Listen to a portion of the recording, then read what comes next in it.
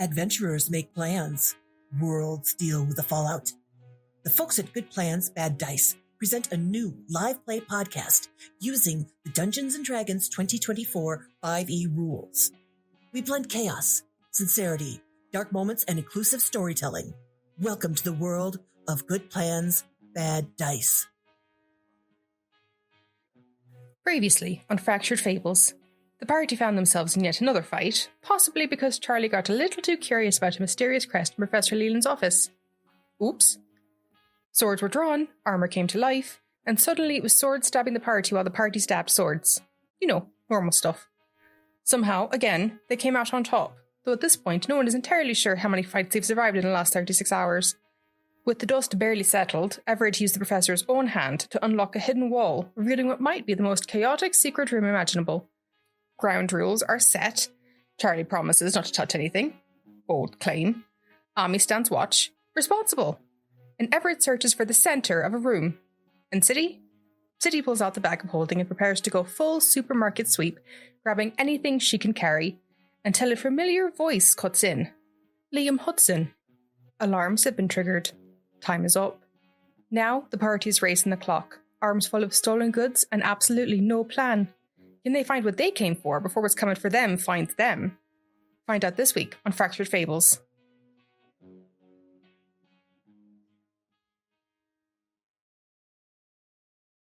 Charlie, you rolled a 10, which is not the greatest of all investigations, but I'm going to say that even with 10, you see something that catches your eye because it just looks like something that is pretty fucking neato. I didn't think I would say that anytime soon, but I kind of feel good that I did say that. So I'm happy that I said that. You see a sword. And it is an intricate looking sword. It is not like anything you have ever seen before. It is almost like a kind of charcoal gray color. The whole entire sword itself is, and on the tip of like the hilt and the start of like kind of the pommel area, there's what looks like a red stone in each of them. And that is what you see. This is a sword that is quite interesting. Now, if you would roll me, you can pick. This is to figure out, looking at this sword, who this sword reminds you of. Because the sword reminds you of someone is the weirdest thing. So this can be history, this can be arcana, this can be insight, this can kind of be perception, whatever you think Charlie would do to roll on this. You cannot call on any ghost help, unfortunately, because you have a locket on that blocks you from ghost communication. So this would be just a normal old roll for you of whatever you think would be the way to be like, hey, this makes me think of someone. With a 10, I'm not going to tell you if this sword is going to come to life and stab everyone in the room, but it's a pretty fucking cool looking sword. I will give you that. I think for this in particular, let's do probably insight. Makes the most sense. Love it. Okay. Come on, dice. Come on. And that one. So 5. Awesome. I love that. Do you have inspiration, dear? I do. I do have 3. Thank you. I got you, boo. I'm rolling that again. I'm rolling that again. Yes. So much fun could have happened with that nat one. I just got this dice. Come on. Okay, it was cocked. Sorry. Act. I want to be a nat one so bad again. Damn it. I do too. I was just going to say one so bad. I was like, please be a nat one. Give me joy. With an 8, you really generally think like you could probably wield this sword. You've thrown a dagger. Oh, fuck me. Okay. So am I magically drawn to it, or is it just like, hey, this looks cool and I can totally do this?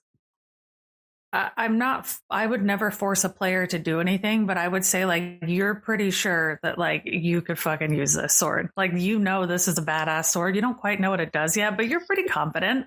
You've thrown a dagger. Like, you could practice with this. You could probably kill some people with this sword. You got this. Okay. Where is it in the room? Like, because I'm not touching anything. How on the far table. away is it? Okay. It's right there. So close. You could take a few steps and just grab this sword. I think she feels bad about setting the trap, just because like it was a mistake on her part. And so she would just be like, look, I found this fucking sword and it looks super fucking cool. And, you know, it kind of reminds me of someone, but like, I think it's meant for me because it, like, you know, I got them dagger skills. I can use this. It goes with your outfit. Well, put it in the bag for now and we can sort it out when we get back to the shop. We don't want to be walking around wielding a sword because somebody might confiscate it. So that's very smart, but I know you guys were like, don't touch anything. Do you want me to touch it and put it in the bag? Oh, I thought you were already touching it. Well, if No. Well, No. if you want to bring it, then put it in the bag. Let's just get this stuff in here and let's get going. Mr. Liam has kindly informed me that we've set off alarms, and so we are running out of time. So just grab everything and let's go. Well, that's fucking great. And she goes and picks up the sword to put it in the bag. Absolutely love it. As soon as you grab the sword. Yep. As soon as you grab the sword, a couple of things happen, and one of them kind of sucks. The sword rears back and swings, not exactly at you, but it swings right at your staff, and it snaps your staff in half.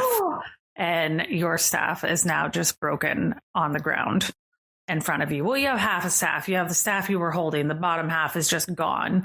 And then the sword goes flying faster than you have ever seen a sword go flying right at Everett's face. Oh, fuck. Can I try and catch it? It's already gone. Everett, you have a sword flying very fast at your face. What do you do? Something acrobatic. Perfect. What is that? I guess probably just try and... Would you try and catch it? Yeah, we'll try and catch it. We'll go for broke. All right. I hope I don't regret this. You might. But we'll see. Oh! That's going to be a 24. Awesome. Do I regret it? Much like I don't know. Much like He-Man, when he raises his sword and yells, "I have the power," you see Everett put her hand out and the sword just slams right in her hand and it fits fucking perfectly. Ooh. And Charlie, it looks like this sword was just meant for Everett in every way, shape, or form. Weird. I will send you the details on what magic item you just got, because I don't know if you want everyone to know what it is yet or not. Chat might yell at me and they might want to know what it is yet. But I will send you the details on what you just picked up. And I will say, you rolled a really good investigation as well.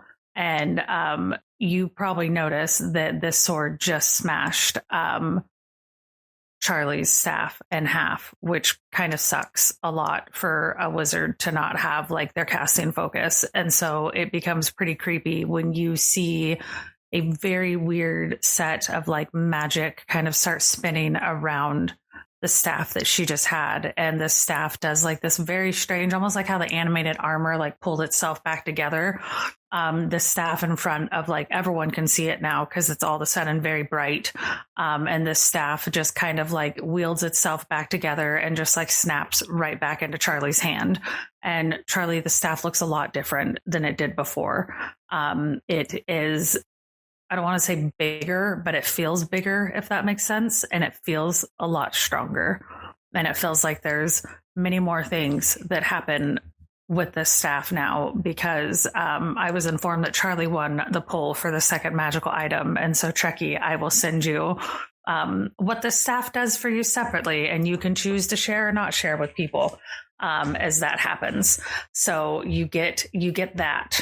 I again, chat, I'm sorry. It's not that I don't want people to learn about cool items, but I will tell you, they are all pretty fucking cool. And sometimes as chat watchers, it's kind of fun to see them come out in combat versus just in day-to-day use. And so I will handle that part. If chat really yells at me, I can spoil it and tell everyone what they are. Let me know, because I'm not looking at chat because I'm an asshole. We're going to come back to Everett in just 1 second. And I will say, Siddy, you are grabbing shit left and right. You are grabbing a lot of things. You are hearing things break because there are potion bottles. There are all different things in there. You are doing a wonderful job on things. I'm going to do this in a way I didn't anticipate, because there were ways to do this. Surprisingly, there were ways to do this that was not throw everything in the fucking bag and run like it's a bank heist. So Everett, while this is happening, you can kind of see, and I think also Charlie and Ami, because Charlie, Ami, and Siddy all know a bit of magic. Everett doesn't, but Everett just sees us with the investigation. Siddy's grabbing some cool shit. Looks like some probably like potions of healing, different things like that, like maybe some poisons, different various things. You're not sure, because Siddy is moving around like at a speed that you have never seen Siddy go before. Because Siddy rolled a 24 on athletics. And so Siddy is like plowing through this room, just like we're cleaning out the bank vault and we're fucking going. And Siddy, you're getting a lot of stuff. And I will have to figure out what all you get at a later point, because I hadn't fully thought of what all was in this room. I knew some things that were in this room.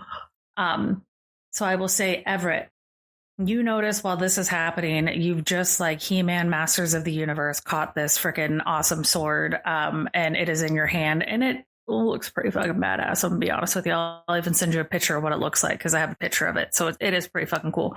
I just want that to be noted. I was excited about the sword because it never gets to get used, and I always hate that no one ever uses it. So we're using it in this fucking game, and people will like it, and I don't care. Anyways, you notice that all of these different things, and it's kind of convenient because Ami's high perception roll is specifically focusing outside of this room. And so for Everett, something nice and convenient happens, as I'm assuming that right now Charlie's slightly focused on Siddy's insanity. Ami is fucking keeping like laser focus on any noise coming up. You see that there is a loose floorboard kind of right near this desk that you are quite simply able to pop open. And in there you find some gold, nothing crazy, just like 200 gold, like nothing insane. You find a potion. You are smart enough to know that you have no fucking clue what this potion is. This is a weird looking potion. It is not like anything you've ever seen before. It is, looks clear, but as you move kind of the bottle around, it swirls, and like it looks like it changes the black, and then it kind of changes the gold, and then it starts to change to purple, and it changes to green, and then it just kind of settles back into clear. And so there's a stopper on it. So you find this potion. And so you also find a file with a series of notes in them. And while all this insanity is happening, you're able to take just like a quick glance at the notes, just like a quick cursory kind of, I'm imagining like not a manila envelope, but like a file. And you open it. And the very first thing that you see is a note that just says, the hands see all. The hands run the city, but who runs the hands? And then as you're kind of looking through, that's like the easy thing that you're able to pick on. Now, I will say, you will not have a lot of time to kind of look through this before Ami notices you, because while Ami is laser focused, she did roll pretty high. And I know that someone on watch is going to kind of keep looking back. Do you want to look any more into this folder because you know you found what you need to find, or do you want to do anything?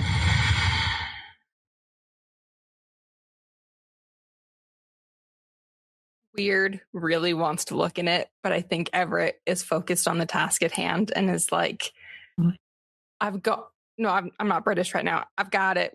Let's go. All right. Not even. Okay, I want to look paper, so bad. Everything's all right.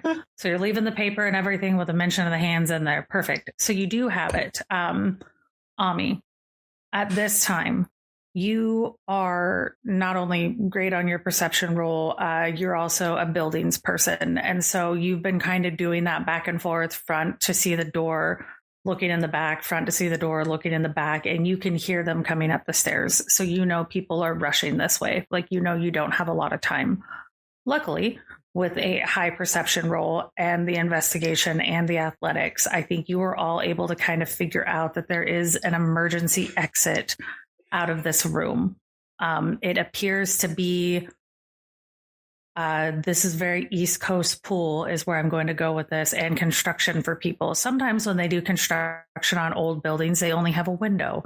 And so to get things out, they build these giant chutes that come out of them. And then you literally just drop all the shit down these chutes and they go into big dumpsters. And so you were able to, I was going to say, you were able to basically find one of those. And you have the theory that you can kind of, I think with everyone's powers combined, you think that you could slap the hand against that one more time, or from the inside, and it will close that false wall. And you can probably all make a mad dash to go out the chute. You don't know where the chute will take you, but you do know that that is probably your best chance of getting out of there, unless you want to face whatever's coming up the stairs.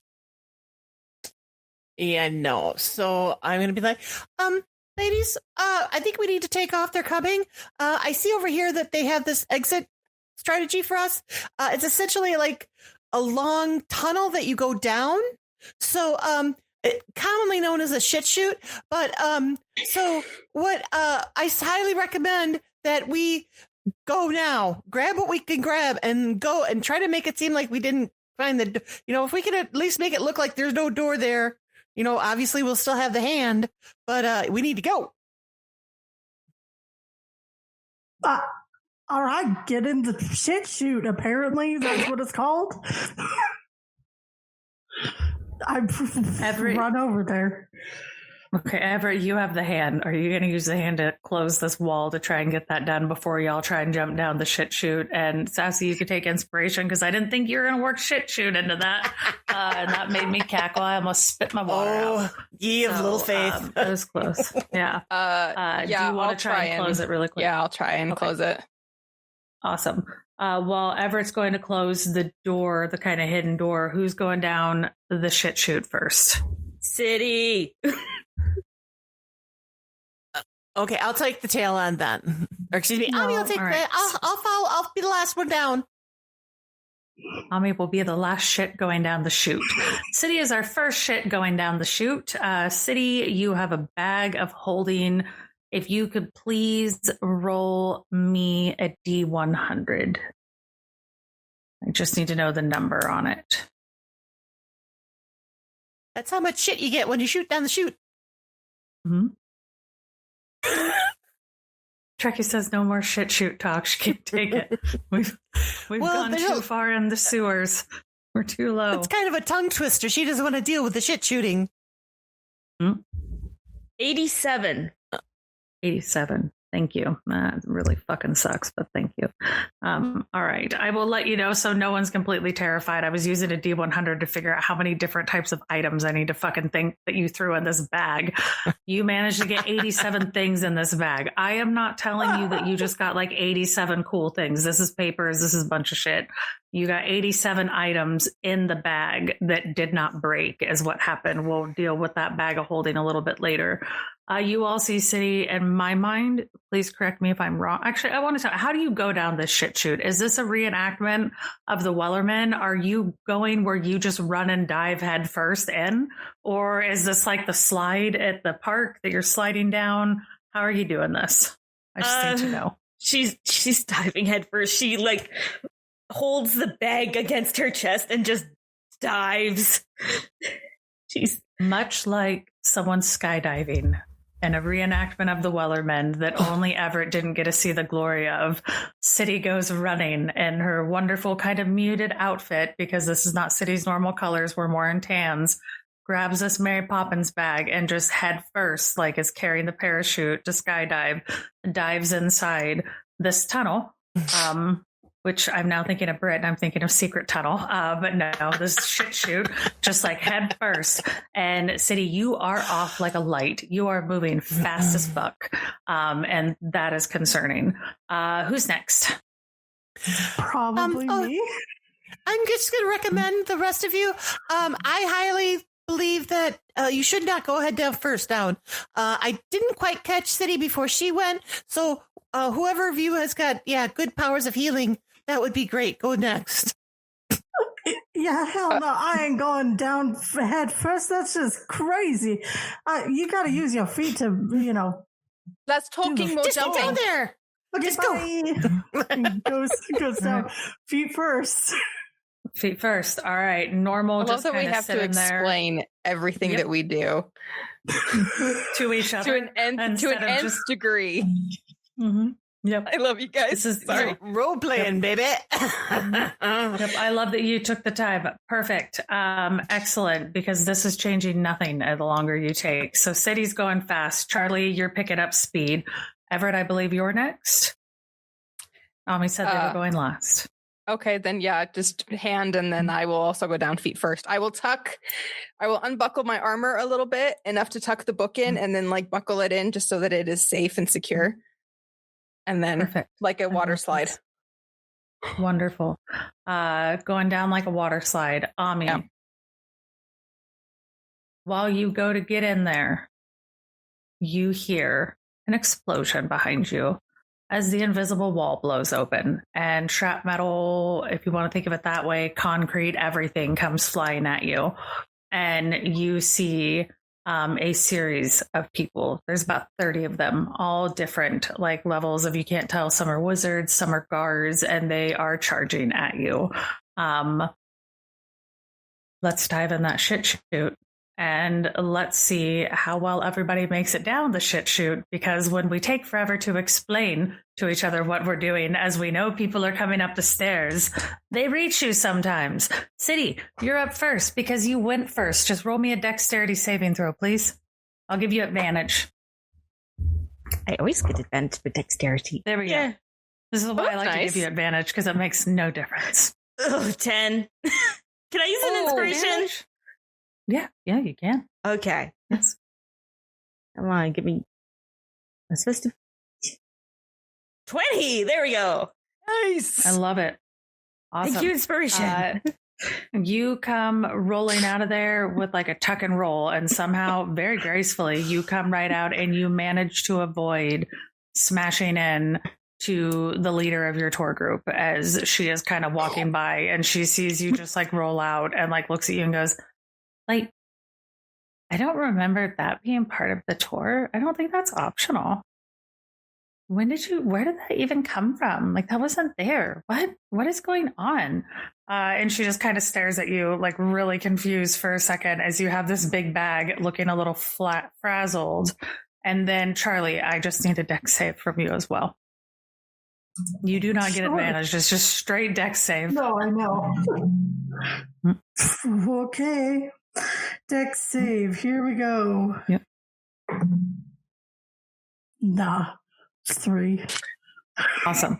And Siddy, you rolled high enough that you were able to get out of the way, and much like Miley Cyrus, as a wrecking ball comes flying Charlie, and Charlie just smashes right into one of the hedges that was all done. And the girl looks over and is like, oh my God, what is going on?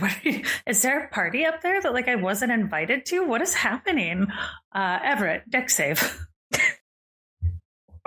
Do I take any damage from going into hedges? Okay. I am going to use my last inspiration to reroll that.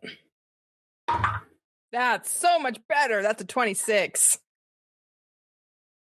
I love how I just said just let you know it wasn't a damage save, but we cannot fail these dex saves, people. They are important. Everett comes flying out and somehow is able to right her body and kind of jump over where Charlie has just smashed into this this hedge. And you just kind of see Charlie I'm not going to use that pool because I know exactly where it can go with people with certain minds, so I'm not going to go there. I'm just sorry. I'm stopping myself because I know, and we're not doing that tonight. Charlie is somehow flipped over, and it's her rear is kind of stuck inside the hedge, and so she's got arms out, and Everett is able to kind of dive out and kind of come over in a very badass thing and grab Charlie's hand and kind of yoink. Charlie does not go flying back over. Everett kind of stands up, and Charlie is no longer stuck in in the hedge at least. And then Ami, you were coming down way faster than anybody else did, even though you were feet first. So I also just need a dex save, but I will give you danger sense. Because you know that this is danger, because literally you can see behind you that the chute is collapsing as you are going down it.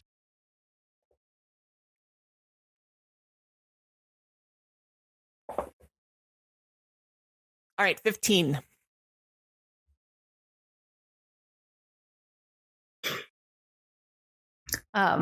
So you can get out, you get out pretty well.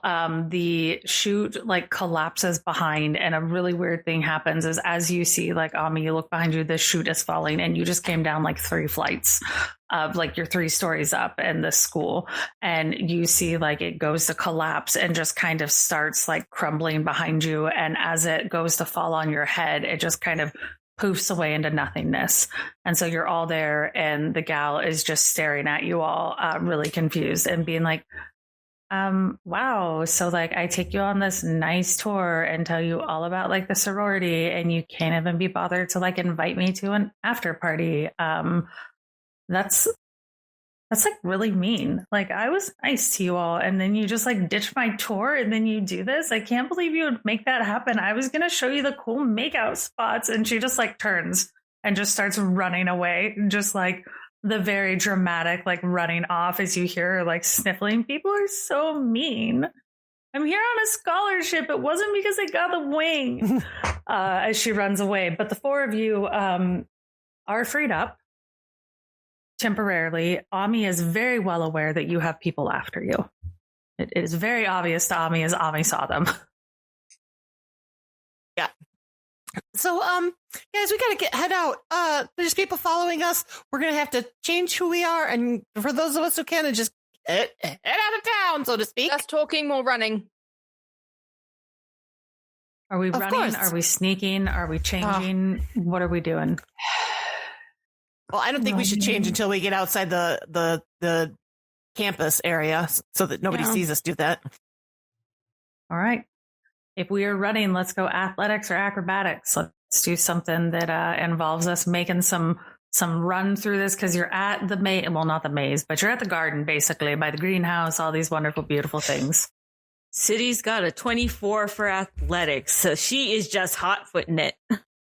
Oh shit, you rolled a 24 last time too. You're on fire with athletics tonight. I love it. I got a dirty 20. Okay. So Ami's, heading out as well. Short on Siddy's heels. I also got a dirty 20 acrobatics. Charlie, you look excited. no. I saw you say fuck me. So how'd we do? I saw you mouth that while you were on mute. So how'd that go for you? 3. This dice is going to fucking jail. Do you have any inspiration? Yeah. Please. I will save your inspiration. It's fine. Everyone rolled really high except for you. I will say that you were all able to run through this. It is not hidden at all, because you all did literally choose to run. So it's not like you're completely hidden. And Charlie is struggling, but with kind of the help of everyone's dirty 20s and 24 and stuff, and having barbarians and rogues around you is just beneficial. You get some kind of being pulled this way, pulled that way, slung this way as you try and fall over. Someone grabs you and like yoinks you back up. It's not graceful in any way, shape, or form, but you are all able to at least get out of the campus. Because I gave them some disadvantage based off the fact that the shit chute blew up, which was just off of some decent rolls. And so they are not able to catch you. You're still being pursued. That just means they didn't catch you at the college, but you are able to kind of get out of the college. You were seen very well by this. This was not well hidden. This was a tour day too. So plenty of people saw you all running, mad dashing through the college. So there's that going for you. I just want you to all to be aware of that. That doesn't mean random bystanders are chasing you or anything, but like you were noticed at least. So you're back out to kind of the streets. I would say with kind of how you rolled and everything, you don't have all of the time, but you do know that you have time to either A, continue mad dash. You're supposed to get back to Charlie's magic shop. or you could try and sneak your way through. You could try and lose some people by kind of taking some backwards routes and different ways through the city. You have a few options. Please feel free to discuss and actually decide. This is not this part of your, when you discuss above, fuck me, I'm starting to sound like Trekkie. When you discuss above table, I got tongue twisted on myself, which is what I like to do. When you discuss above table, I'm not going to count that as real time. It's when you're in character and you describe everything to each other that you're going to do that I'm like, you're literally being chased. This is eating your time up. So take a minute as a group and kind of figure out the best way you think you can make it back to Charlie's Magic Shop. I think we established a 20-30 minute walk, but there are other means of transportation through the city, things like that. So whatever you all think is the best way to get there, you decide, you let me know. Everyone in chat, I will be off camera for like 15 seconds while they do this because I have to deal with the number one menace of everyone's game, Gary Vaughn. But please. Okay. I do have a question for Sam when she gets back, though.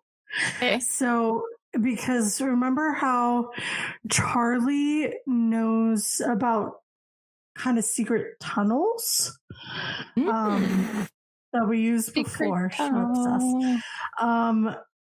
Because that's how we got into the bar, was using those secret tunnels. Okay, so that's good.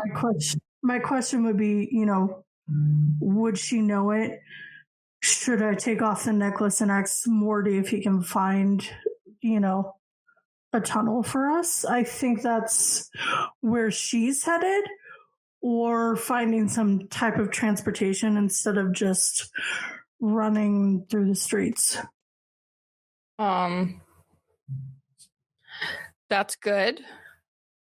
Everett was also thinking her cloak is magic and changes, so she was going to take it off, put it on Siddy to hide Siddy. Ami and Everett can shift, and then we just play like musical capes with Charlie. Okay. What were you two thinking? That Siddy should not take point on this because she's already done enough. I like the idea of the music. I love the idea of musical capes and the shape shifting and hiding Siddy because she has no shape shifting ability and everybody else can either go invisible or shift. And Siddy kind of stands out. That's true. I can go invisible. Yeah. Yeah. So if the tunnel thing doesn't pan out, I think that's what we do is we just try and disguise ourselves and then like melt into the crowd. Because if we keep running, we're just going to leave a wake behind us. Yep. And that would be sad. God.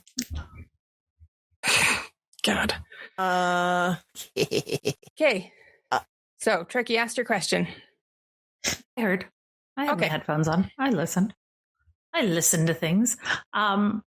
I would say for kind of what all of your plans are, just to give you like some thoughts on a few things to marinate, all of them are perfectly viable options. Ami is aware of the city pretty well herself. So is Everett, just how the whole city layout is based off of like their work and what they do. Trekkie, you do know some entrances to some tunnels. You would know that you're not as familiar with them. I will give this to you without a roll because it seems unfair otherwise. So you would know that you would probably need Morty or someone to help guide you through. You know, the tunnels are viable. You don't fully know what all is in the tunnels, but you do know that they are smuggling tunnels and they run throughout the city. And so you know that you could get into them. I mean, you're going to have to go a few blocks to like hide and kind of pop into them. So, you know, an option would be to get down like the right alleyway and just kind of sneak in, and you could take that back if you pop off the necklace and kind of use maybe like a ghost tour of the city. You could do that to get back. You could also do the go invisible. One thing with invisibility is people can still bump into you, so you will have to be careful if you're going invisible. And so there is the option to do that as well. And there is the option to just mad dash through the city also. I mean, you can run, but you do know kind of with like you, Everett and Ami have good layouts, so they would probably know ways to get through pretty well. The city also, all of you know the city. I'm not saying you don't know your way around it. Those two just happen to have kind of particular things that maybe have led them to know better alleys or back ways or different ways to get through the city than other people do. If you want to go underground, it is doable. You just need to get to the alley to kind of do it and slip that way. And you'd have to ditch the necklace. Those would be kind of the options that I would say they're all viable. And like I said, running is viable too. But it's more obvious if you're running. And I think your three main risk is if you run, it's most obvious and more people are going to say, why are people running through the city? Are they being chased? If you just try the old fashioned blend into the crowd and you're invisible, you just have to be careful not to bump into people. And if you do the tunnels, you know that you've got to get ghost help to get through there and you don't fully know what's in the tunnels. I don't want that to make it sound like a dungeon. That's not what I'm going for here. That's just the other thing is you know the tunnels a bit, but you don't know them as well as Morty would. You're probably smart enough to assume that Morty is never far away. So it's not like you would have to sit down there and wait till Morty gets back. So those are kind of some of your, any way you want to go, you let me know and we'll do a few rolls to see how well it goes. But I don't want you to think that any option means that you're going into like a dungeon or something horrifying. I'm not trying to imply that. I'm just saying any option you take will involve rolls just because it's a dice game. And that seems right. So that's what happens. So what do you guys think? Tunnels Honestly, or blend? I think anything but running. I think either one is good. Well, why don't we ask Morty and then go from there? Sounds like a good idea. Can we ask Morty while we're moving? Because I don't want to stop if we don't have to. Okay. Yeah. Then yeah. Everett will, if you say that, Everett will take the necklace off of you. Yeah, she would just be like, let's ask Morty for advice to see if we can get in a tunnel and get away. Can you take this off? Everett, you don't. Right. And Everett, you don't know shit about these tunnels, really, by the way, just so you're aware. Because Everett wasn't, I had that same part thought. Of the tunnels. Yep. Yeah, she's like, tunnels? The others okay, know. tunnels sound okay. Mm-hmm. Sure, tunnels. Yeah. Tunnels. Yeah, might as well. We've done worse. Perfect. Charlie, you just took this necklace off. Everett now has your necklace. It is not magically back on you. Everett, this is just a normal necklace to you. Doesn't do anything crazy for you. It's just a necklace. Charlie, it's pretty damn loud. So just do a con save for me really quick. Just see how Charlie is handling how loud everything just got in your world. Because once again, we took the noise canceling headphones off on the subway. Okay, that jumped out of my dice tray onto my keys. What the fuck is happening today? I'm using an inspiration. It's worse. It's bad, guys. Just tell me what the better one was. We'll go with whatever was the better one. I rolled a 3 and then I rolled a 4. So Hey, 4. With the 4, 6. Okay. It is loud. It has been quiet like ever since you put that on, and it is so loud. And I think all of you have either high enough like insight or investigation or perception that you can see that Charlie is struggling. Charlie, this does not mean that you like hit the ground or anything like that, but it is not easy to ground yourself, if that makes sense, because you hear everything at once. Because again, in a larger city, plenty of things have died here, of various things throughout the years, and not all of them have passed on. So you are kind of just hearing everything. And it is like I said, like you're in a subway and you took your noise canceling headphones off. And so I think you can all know that at least in this moment, you're still moving, but Charlie is struggling. Is there anything anybody does to like help Charlie at all? Because it doesn't, like, it's not like you're bleeding from your nose and dying or taking damage, but it's just like, holy fuck, like flashback to the alleyway. Yeah, she would definitely like hold her head and be like, fuck, it's loud. It's loud, guys. Okay. Are you there? Everett's looking for an alley. Okay, good. While looking, alleys are easy to find here, right? And also Ami, you can find it. You know where an alley is. I think that any of you can find an alley in here. What type of alley are you looking for, though? Closest alley? Preferably a quiet alley. Yep. quiet alley. All right. Quiet alley. Roll me investigation with advantage. Ooh, those were... That a 15? All right. You find a really good looking quiet alley. Oh, I don't like the way you said that. No one ever likes the way I say things. Don't worry. Yep. You find a perfectly suitable alley. It's empty. There's not people in it. Okay.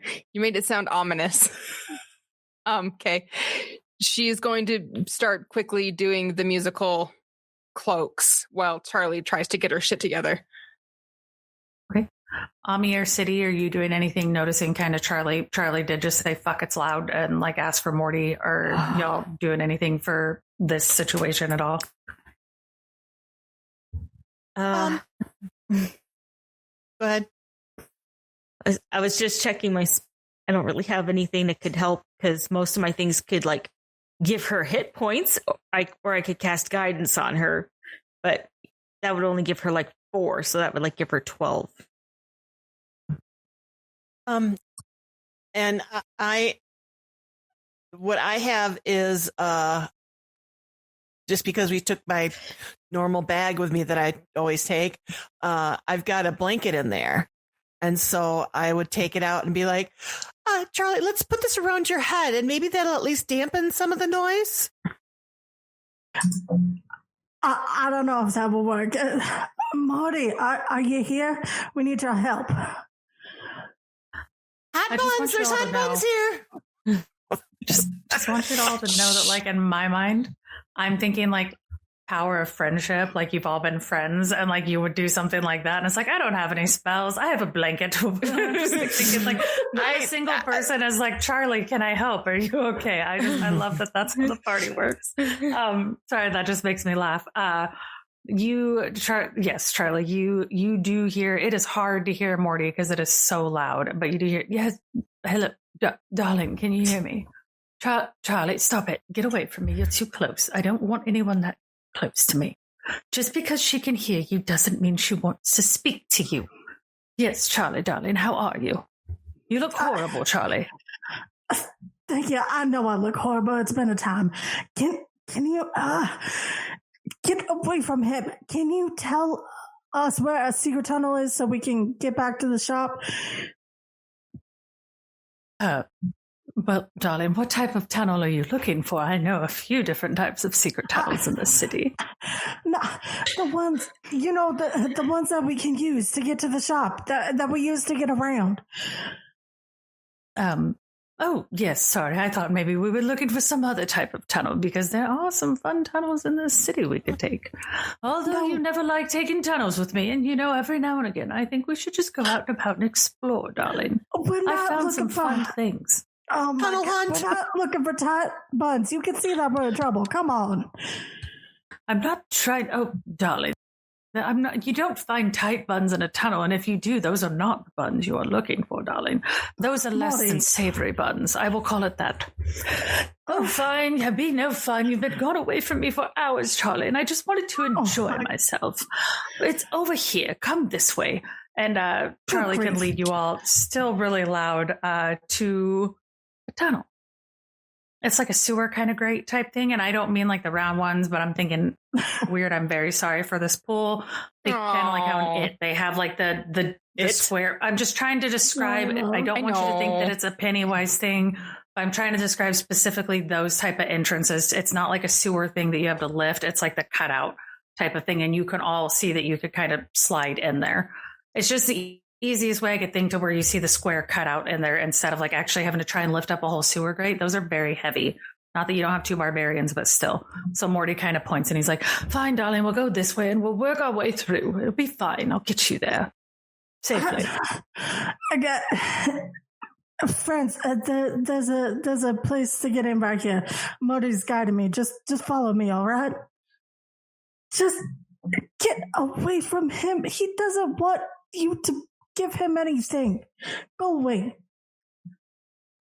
And Everett has an arm around Charlie and is now trying to like support / carry / shove. And Charlie, it is weird because you are like I'm thinking like you're almost like a beacon, right, for ghosts, because not many people can see them or talk to them. And so you've gone from as soon as that necklace went off, it was like a flare went up. And so Morty is there, but you are just surrounded by like all different creatures and people and things and races of everything that are from their clothing gives you all different like centuries of when they've been alive. And they're just kind of like in a big circle trying to all get to you with that like thing, alms for the poor thing. Like they're all trying to get your attention and grab at you. And like Morty is slapping at them. And it is just like, there's a lot of them. It is kind of overwhelming. Siddy, are you doing anything at all right now? Or are you just kind of following, or? Is there a lot of ghosts around you, Charlie? Because yeah. Okay. I'm sorry. We're a bit of a tight crunch. Charlie can't help you right now. If you'll excuse us, and she's trying to be polite to the ghost that she can't see. I love it. Yeah. And I think with kind of where Charlie's pointing, like Siddy doing like the Midwestern, like, please, like, get out of the way, like, move. We're at a 4-way stop and neither of us knows who's to go first, like, push her way kind of through. They do kind of move a little bit. Charlie, you would notice that it's almost like the ghosts don't want to like be touched by the living, if that makes sense, because not in a bad way, but I imagine that like if someone walked through you, it probably wouldn't feel good, right? So like you maybe you're able to pick up that like them surrounding you some makes things back off. Like you've got Everett on like one side and kind of Siddy in front and stuff like that. And Ami, you also know, like you've seen setups like this before, like you know that when they drop in, it's not going to drop into a sewer by any means, but this is kind of where you're dropping in at. The one thing you find interesting, because you've seen the tunnels before that were smuggler tunnels. You know what you're about to drop into is more kind of like some of the underground like waterways is where you're about to drop into. Not a sewer itself, but it's some of like the underground like water that moves through the city is what you're going to jump in. So it's basically like a drain is where you're dropping in, but I don't want you to think sewage drain. It's like the actual, that's why I went to the it thing. So I see like where water drops down to run underneath. So you know that you're probably not dropping right into smugglers tunnels. You're actually dropping into like underneath the city where like water runs through the city and things like that. So you're able to kind of pick up that. So you would not feel unsafe going in here, just from your experience with like construction and how things are laying out. Like you don't feel like you're about to drop into something creepy or scary or anything like that. You feel like you're literally about to jump below the city and kind of be in like some of those underground passageways that would eventually break off to where some of them like work in like a city, like civil engineering, right? Like some actually move water to like water treatment plants and others do move sewage and stuff like this. But this is literally like a rainwater catch off to where water has to go somewhere. And that's kind of what you're dropping into. So you would be the one to know that this isn't like an uncomfortable place to jump into, if that makes sense. Yep. No, I got it. But would it have, so would I just kind of know just generally from the city construction that it's like, if we drop in, we're definitely going to be hitting water, or would it be like, I'm thinking like there's like always like a sidewalk or whatever that you can walk along that's not wet. You know that you're going to drop into water in the middle, but you also have a feeling that it's not going to be an insane amount, but there would be like sides on both sides of it. There's going to be sidewalks, but since you're dropping in the rain part, you would have the assumption that you're maybe going to fall anywhere between like 6 inches to like maybe 2 feet of rainwater is basically what you're probably going to drop into. No one's going to be over their head or anything like that, because otherwise they would probably be overflowing down there. But you just know that it's going to be like in the middle, like a wide kind of area where water goes. And then there will be ways to walk on either side of it is what you'd be aware of. And you also know that the drop down is probably like 10 or so feet. Like it's not such a huge drop that anyone's going to get hurt from the drop. So. Okay. So Ami will relay this information to them and be like, so just be very careful because you could possibly, slip in the water. So let's just be careful getting down there. But do it fast, but be careful. Quick like bunny. Who wants to go down first? I would recommend having, I was going to say, before we fully choose, I would possibly recommend, from what Ami knows, maybe someone who has a good strength or dex who can help other people drop in would be a recommendation. From what Ami's learned is you might want someone who's able to kind of just like be there to help people land so no one falls flat on their ass. Yeah. That can be Basically, I would anyone do but that. Charlie. I'm sorry, Charlie. Ami, Okay, I was gonna yeah. say, I would definitely. It would make sense for me to do it since I'd be familiar with the concept. So I volunteer, She Ami. she just wants to get away from the ghosts. So I know, I get that. I was just saying the hard. reason I don't recommend Charlie is Charlie kind of, as a wizard, you have a little lower with your like strength or dex, right? Versus the others She's are going to have squishy. higher. So I would say maybe the recommendation I'm would be squishy. to. You are squishy. I would say recommendation, and I'm just going to call it, we're going to go Ami, and then we're going to go Siddy, and then we'll go Charlie, and then we'll have Everett go last, because that way Everett can help from up top, especially because Charlie is having a hard time. So if you go in that order, do we all agree to that order? yes, Perfect. I will not make anyone make rolls to make it down that way, because you can kind of help. Charlie is having a difficult time, but between like Siddy and Ami being, because I figure Ami drops in and then kind of helps Siddy. Well, Siddy's athletics have been fucking insane, so Siddy probably quadruple backflips like down in there and lands like an Olympic gold medalist, like in perfection. But you can help with Everett kind of helping from the top. Like you can also help. And also, if I remember correctly, Charlie is also the shortest. Like some people are well over 6 feet or 6 feet, and Charlie is like shorter. So you're able to kind of lower her and help. And I think with Dex, like Everett's able to help with that. And so you're able to get down. It's louder. It's not as loud down here for you anymore, Charlie. Like you're able to kind of wrap your head around it. You're also getting used to it again. But again, with the people you've noticed, the ghosts haven't follow. The only thing that kind of happens, it's a little strange, is Everett. Like as you go to drop in, you recognize these because you've seen them a lot now. And you see like just right above like where you put your hands, you notice exactly where your hands fit as you go to move them. There's 2 perfect matching handprints that are right on the side of that. So as you kind of drop down, you notice that as you drop underneath, but you're all able to make it there. And Morty is able to kind of give Charlie a nice guided tour of everything. Ami, you're able to see they've been keeping the city in pretty good shape. Actually, it's impressive. You probably don't spend a lot of time down here because it's been done and there's no reason to do demolition in this area. But you would all notice you are quite lucky that Morty, possibly because of his own vanity, made sure you didn't end up in any sewage tunnels or anything like that. It is just there's a walk on each side that you can walk. It's surprisingly quiet down here.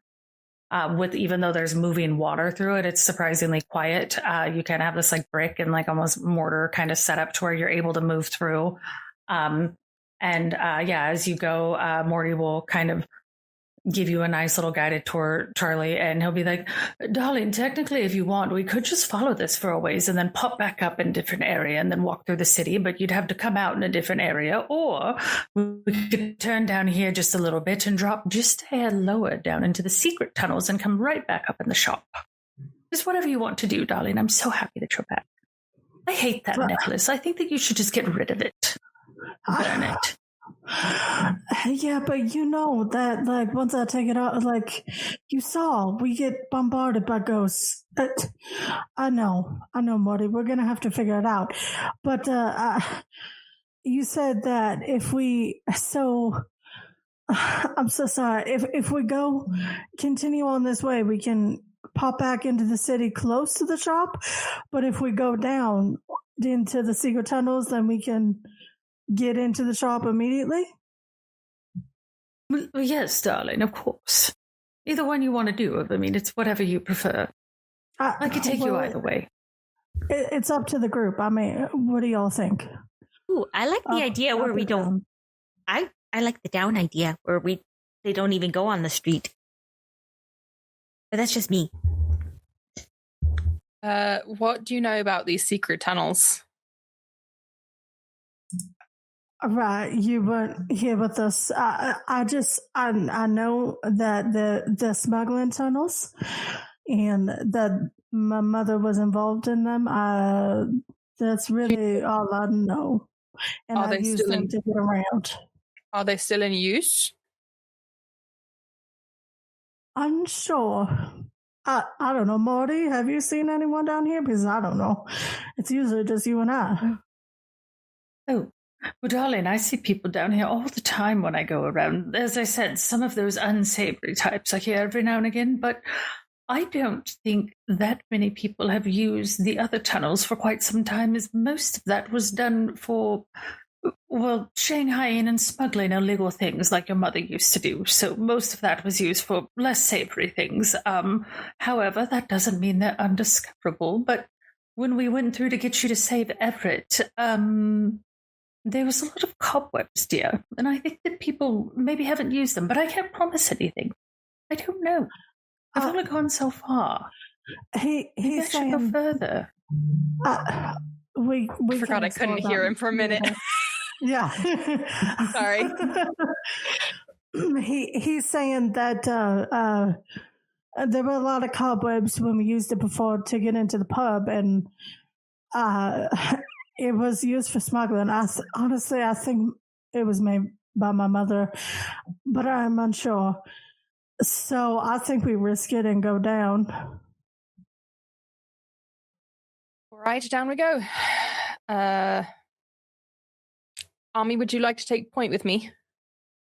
Or no, Charlie has to lead the way.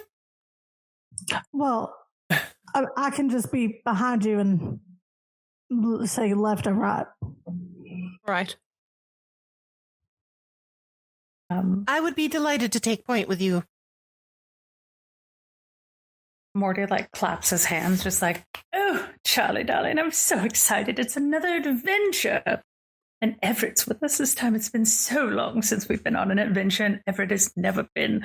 Woo! And kind of does his little ghost self over a little ways and points over to another section. And this is much more not obvious to anyone, I would say, is an easy way to describe it. It doesn't look like anything, but he can Charlie's seen enough of these to kind of see what they are.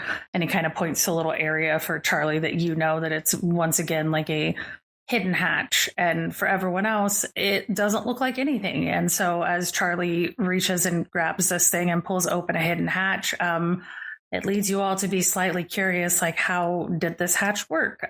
For the two who saw it in the magic shop, there was no handle, there was no nothing, but Charlie's able to reach down and pull open a hidden hatch, and you can kind of see a ladder that leads down into an even lower section of under the city.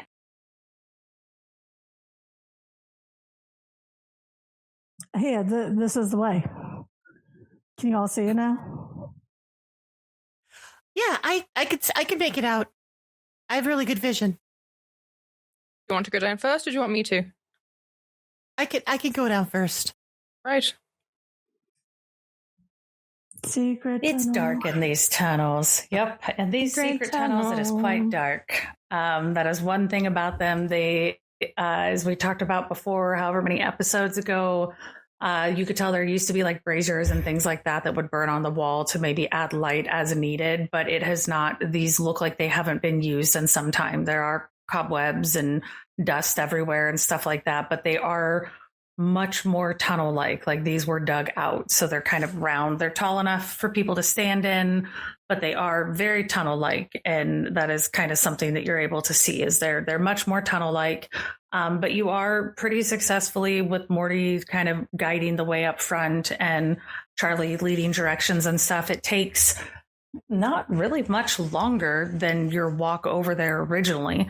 It takes about the same amount of time. It only takes you about 20 minutes until Charlie's able to recognize this. And I think Ami and Siddy would at least have a grasp of what it is, because you've come out this way before. Everett, you have no fucking clue where you are at this point in life. You've just been walking, then turning, then walking, then turning, and these tunnels that at points do get kind of low, and the taller ladies have to bend over, and so on and so forth. Charlie's been fine the whole time. Charlie hasn't had to bend once. But yes, Charlie and Morty will just kind of smile and be oh, darling, we're back. How exciting. And you ladies are going to love what's going on upstairs. I'm so excited for you to see it. And you kind of are back at the entry that will lead you back up into the magic shop behind the cash register. I'm sorry, what do you mean? What do you mean is going on inside? What? What? No, darling, upstairs. There's things going on. You're going to love it. I can't say anything. It's a surprise. I love surprises. Apparently there's some kind of surprise upstairs. Is it a good surprise at least? Can we get that, Morty? Is it a good surprise? Is it Astrid? Is Astrid done something? Yes, it's Astrid doing stuff up there. It's a good surprise. I just told you it's a good surprise, and I love surprises. I've lost Morty's voice tonight, and I cannot figure out how the fuck to get it back. You're doing great. Oh, darling, I think I need to go more dramatic with it, and that's the problem, is I just don't, there it is. It takes a while. Sometimes I forget his voice, and I have to be upset to get it. This is Charlie, darling, it's Astrid up there. I told you, it's a good surprise, and I wish you'd just trust me. You know, I don't like surprises. And he just the last floats. surprise was crazy. Okay. He just floats off. He just goes up the stairs. He's mad because I didn't trust him that it was a good surprise. It's something that Astrid's doing. Let me go first so I can yell pancake. Thank you for helping us in the tunnels, Morty. Yes, thank you, Morty. Yes, thank you, Morty. He just pops his head back like through the floor and like goes, "You're welcome, ladies. Not Charlie, but Charlie, you tell them I said they're welcome. Not you, though." And he just disappears again.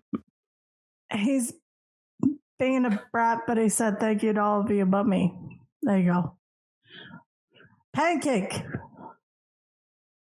And you're able to kind of go up the ladder, and once again, like, you all just see a normal ceiling with a ladder to it. It looks like nothing. And then when Charlie kind of goes, like, is able to push it open, and a hatch opens, and Charlie, you're able to crawl up into your magic shop that is still very clean.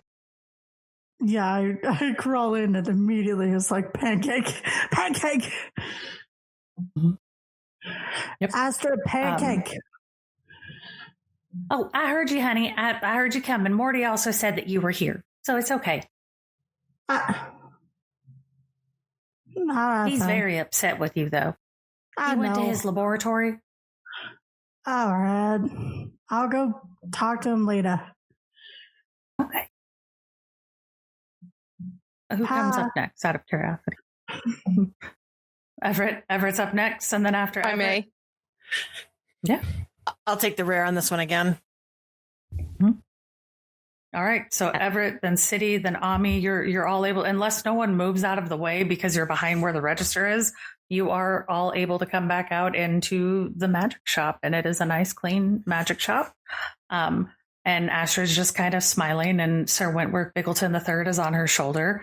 And she's like, he's just so excited you all came back. He has been worried about you all day. Sir Wentworth Biggleton III, not Morty. Morty was just following you around to be helpful. He is always helpful. Very helpful. Can you hear that? Anyways, he said you just hear something. You hear like a door slam. The others don't hear it. You just hear it, and you know it's him slamming his ghost door of his laboratory. just very mature. And she's just like, he told me that there's a good surprise, and I should have trusted him that it was a good surprise. What is going on, Astrid? Oh, well, we're going to go over that shortly, but I thought you'd want to read what you found. And she just smiles really big at Everett. Oh, yes, very much so. And she will pull it out of her. Not quite cleavage, but armor cleavage. We all like our armor cleavage. Mm-hmm. Our cleavage armor. You need both sometimes. Yep. Perfect. You were able, I think, Charlie's able to shut this kind of door back, and it kind of goes back over, and it just is normal. And so on the desk or whatever, you can kind of lay this file out, and the first thing everyone sees is there is a paper with a note that just says, like, the hands see all, the hands run the city, who runs the hands. And then I will send you all these notes separately, but I will kind of go through them as to what he's given, because this is going to be an info dump, which is just going to lead to confusion if we try and write them all down. So I already have them written out.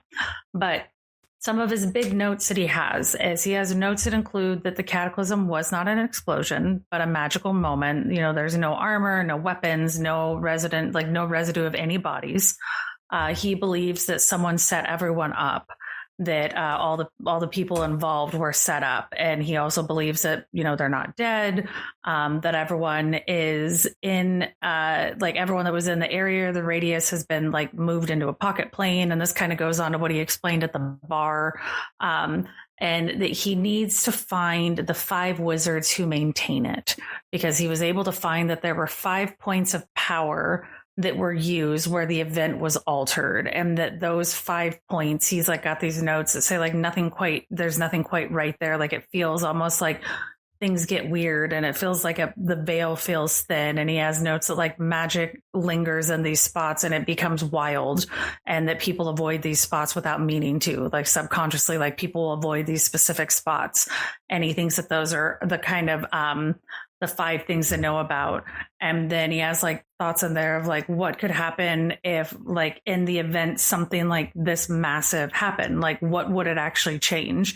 And his concern is, would it allow things into this plane along with moving so many things into a new pocket plane? Would that have opened the gateway for things to have come into their plane? Yes, he's it's still an organized-ish file, but it's still pretty Charlie Day, if that makes sense.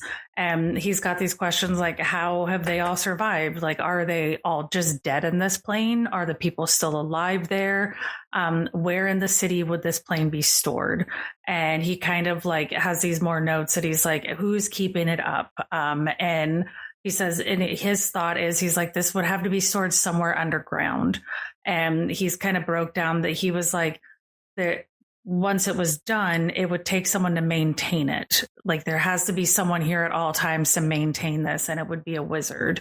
And his thought is that most likely these 5 wizards rotate in and out of maintaining this, most likely on an annual cycle. And so his big note is that he believes something interesting, that over the past 4 years, there have been 3 families that he can take note of who have left and then returned over the past 4 years. And the families' names are the Philanders, the Redgraves, and the Cathorns are the 3 kind of families that he's noticed that have either gone and then come back recently. He doesn't know about the other 2. He just knows that these are 3 families he thinks the interest should be and looking into. And those are kind of what his notes. So that's the overview of his notes, if that makes sense. He's got more information on the families themselves, so on and so forth. And so I can kind of send that to you all, but quick things that are of note that he finds interesting is all 3 of these families are well-to-do, levels of noble or something like that. The 3 that he's found, all of them have very strong wizards in the families as well. And so that's kind of what he's been looking for. And so this is what he was able to kind of find and included in this. Like I said, it's very Charlie Day, where he's got drawings of the families or kind of their family crest or things like that. And he has 3 family crests drawn in there. And then he has a 4th crest that, Charlie, you would notice matches the crest that was on the back of his wall. You have no idea what that crest is, but you do recognize that there's a 4th crest, and he has a question mark below it because he doesn't know what it is.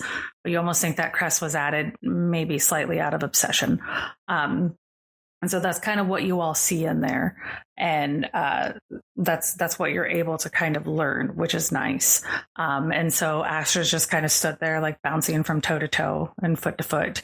One other thing that you do know that Everett picked up was you did pick up a potion that is a really weird looking potion. So that's on Everett. You don't have to do anything with it. I just, I'm going to have to go over the bag stuff and figure out what 87 things are in that bag. I can't do that off the top of my head. And so I will say, after you're all kind of able to take that in and look at everything, Asher's just oh, I'm so excited that you all got that information. I don't know what it says, but now I can show you your surprise. Come here. And so she kind of looks and she goes, Everett, I'm real sorry that you don't really have much in this surprise, but that's because something else. But for the other ones, come this way. And she still drags Everett as well and kind of drags you all over to a side room. And you see what has been turned into a sewing room and a room in there. And it is quite interesting because you all recognize a very familiar person and there is a person with who is not very familiar. One little lady stands up and she goes, "Oh, hi there. I'm so excited that Asher got a hold of me and asked me to come help make some outfits because Siddy knows that I love to sew and I love doing that. So we spent quite some time working today. We have been going nonstop since you ladies left. Like, I think my fingers are numb right now. And we've just been doing all of this stuff and working on everything. And then one of Astrid's good friends showed up just to help out. And she is quite a lovely lady. And I'm so happy that she is here. And you all see this incredibly beautiful woman and who looks at you all. And she looks a lot like Angela Bassett. And she smiles at all of you. And she goes, "Oh, right, darlings. I came here to go ahead and help with adding a little pizzazz to your outfit options for the night. So that way you all have something just a little special. And we'll be honest, it does take quite some time to make outfits from scratch, and we wanted all of you to have a little say in what you were wearing. So I took just a quick little peek on what all of you might enjoy the most and just kind of work that into your outfit. So please, ladies, take a look. And Everett, I did take the time to have your outfits sent over as well. So that way you can choose whatever outfit you're most interested in. I would be so excited to see what you also would be interested in wearing." And she kind of gives you this smile and just stares at all of you individually and sizes all of you up in a way that, like, you can feel that you are being weighed, measured, and just kind of taken in that by this woman's look. And she is like an interesting woman to be around because while she is very pretty and does seem very happy, and Granny Tia and Astrid seem super excited to be around her, all four of you can feel there's just something that she radiates off of her that is just a weird, familiar feeling. And for Everett, it is most uncomfortable because you recognize this stronger than anyone else does. And she kind of smiles at all of you and she's like, "And also, I'm so incredibly excited, ladies, because I'll be at the party as well tonight.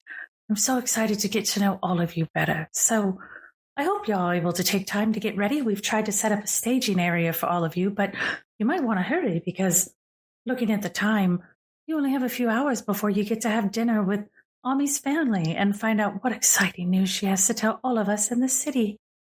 I'm so excited. And dear Everett, I'm very excited to sit down and get to know you just a bit better one-on-one. I've hoped for this moment for so long, and now that we're here on this night, there's nothing that can stop me from joining and getting to know all of you so well." And she just kind of smiles at you, and Asher goes, "Oh, well, I didn't know that everybody was going. I didn't make myself a dress at all." And she goes, "No, Asher, darling, you're not going anywhere. You're watching the store. I'll be attending the dinner with all of them." And Granny Tia goes, Oh, well, that makes sense. You know, only important people get to go to dinners like this. And Asher just kind of looks a little bit baffled and starts looking through her notes. And she's like, "Right, ladies, you should all get ready. I'm going to get myself ready as well. And I look forward to seeing all of you there tonight. It's going to be a wonderful time. And I have a feeling that things are going to get so exciting for all of you so quickly. Oh, and Everett, dear, you might want to wash your hands before you attend this dinner." And then she just kind of turns on her heel and goes and like walks out the back door. She doesn't do a normal walk. She saunters the fuck out of this back door, and it is with all of the power that you could possibly imagine, and closes the door behind her. And Asher smiles and goes, "Oh, well, I thought she'd stay a little bit longer, but that's my mistress. That's Athena. She's a real nice lady. I think you'll all grow to love her so much. I think some of you know some of her family. I don't know. But anyways, let's get dressed for a party." And then she claps her hands, and that is where we will go ahead and end our session. Thank you for tuning into Good Plans, Bad Dice. This series stars Sassypants as Ametria, Ami, Bella Chathorn, Mossgrove, Squishy Werewolf as Obsidian, Siddy Schmidt, Trekkie for Life 01 as Charlie Blackwood, Weird is All I've Got as Everett, and Lurking Sam as the Dungeon Master. Good Plans, Bad Dice would like to thank Squishy Werewolf for the artwork. Our music is provided by No Copyright Songs. The track is Help Me, Help You by Shia Maisel and Clarks, and can be found at ncs.io or at their NCS YouTube channel. Thank you again for listening. Be sure to check us out live on Twitch Friday nights at 8 p.m. Central Standard Time, or on video on demand after the live broadcast.